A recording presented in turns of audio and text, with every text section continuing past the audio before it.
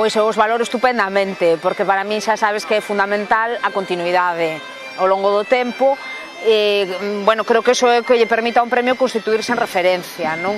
E logo os premios xerais levan demostrado tamén unha capacidade para descubrir, digamos, novidades, voces orixinais, voces frescas, capaces de darlle unha volta a un pouco o discurso literario. Entón, eu, vamos, son moi fan, son moi fiel, procuro vir todos os anos e raramente saio decepcionada, e este ano saio especialmente contenta.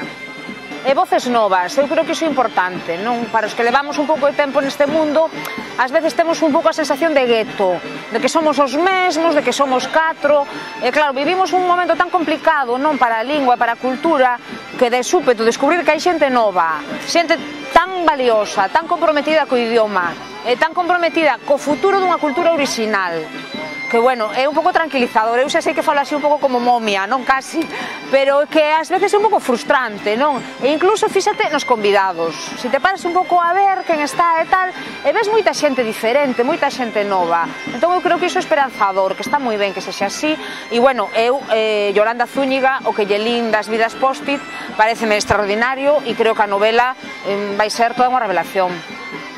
Bueno, eu creo que fundamentalmente agora é o que nos salva da depresión, non? A creatividade, a búsqueda, a facer cousas diferentes. Bueno, tamén un pouco descubrir que hai unha maneira de estar no mundo que non é o consumo, que non é o capitalismo, que non é a competitividade, non? E creo que ademais que é unha maneira moi natural de nós de ser así e de vivir así, non?